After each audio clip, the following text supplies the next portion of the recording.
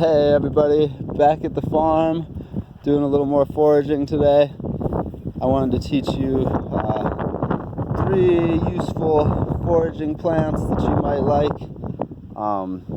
Each one has the name Doc in it.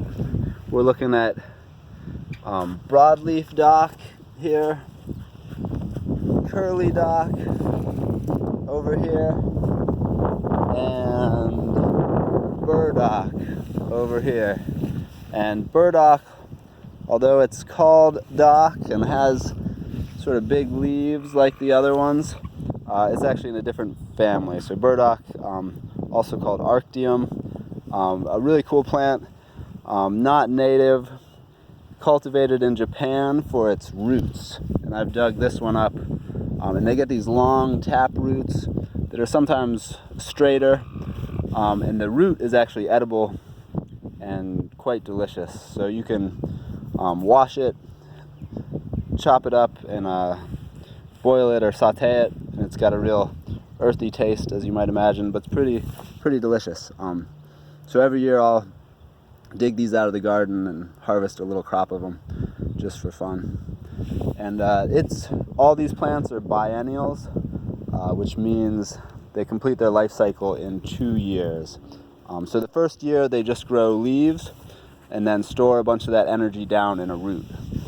So during the summer or into the fall of the first year or the spring of the second year, you can harvest the roots, and they'll have, you want them before they get like over an inch in diameter. The second year they'll get tougher and bigger, and then they'll start pulling the energy out of it to make the seeds towards the fall. So usually if it's a really big plant early in the spring, if it's growing really fast, it's because it's a second year plant. It has all this stored energy in its root.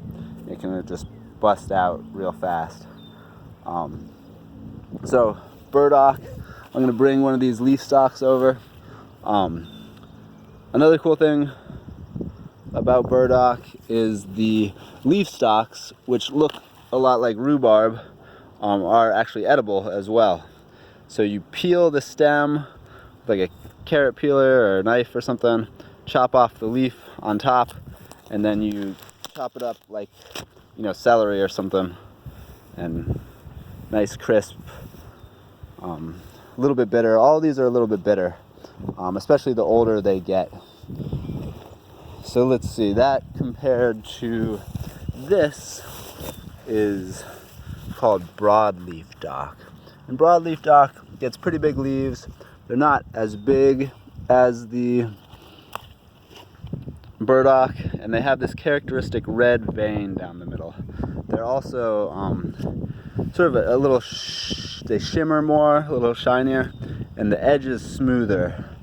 And then the back definitely gives it away. The back of Burdock here is sort of furry and hairy, and the back of the Broadleaf Doc is smoother and a darker green. So you got this light dark green on the Burdock.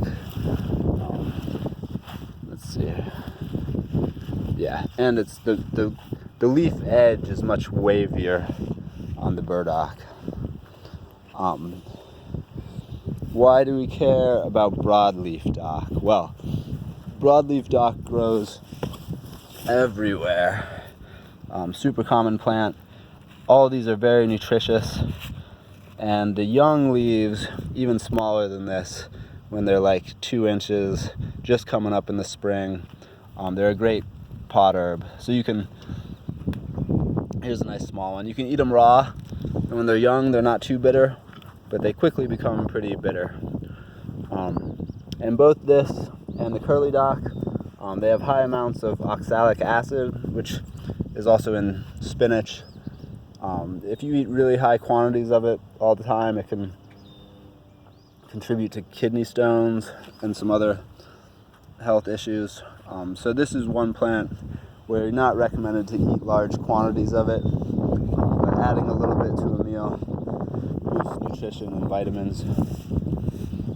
Let's find another one. So one thing you can do if you're like, for any reason you have to eat a lot of Broadleaf Doc, you boil it in water and dump the water out, and that'll take some of the oxalic acid out with it. and you can do that 1 or 2 times to lessen the amount. So here's again Broadleaf Doc. At this point it will not be tasty. Rumex obtusifolius, something like that. Yellow Doc also has edible leaves. Its leaves are much more slender. They're like long and thin and have a green vein down the middle. This is sometimes called yellow dock, curly dock. It's related to buckwheat and produces a similar seed head to buckwheat. And in the fall, these will turn brown, or even, I guess, through the summer. They'll turn brown, and you can winnow away the chaff and grind up the whole thing, the seeds inside the casing, and make a flour out of it. And it's sort of like a buckwheat flour that's a little more bitter. So, you know, a good additive or survival food, but maybe not my favorite pancake recipe. So yes, yellow dock, edible seeds, edible young leaves. Very nutritious, all these plants, so they're great additives to compost piles or plant teas, and they make a ton of biomass. They're really big, so easy to collect large quantities, add them to the compost. Let's look around again. So this one, if you can guess, sort of wavy edges. Let's look at the underside, a light green, sort of hairy. So that's burdock. So I'm going to set that one here. Here's another young burdock. I bet that one's got a good root. And I'll set a curly dock here next to it. And we'll grab a broadleaf dock.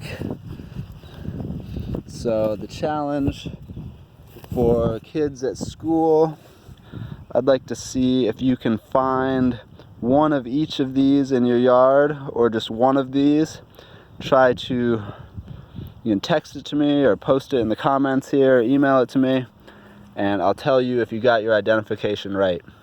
So, burdock, edible stem and root, wavy sides, light green on the back. Curly dock, curly, sort of wavy leaf edges,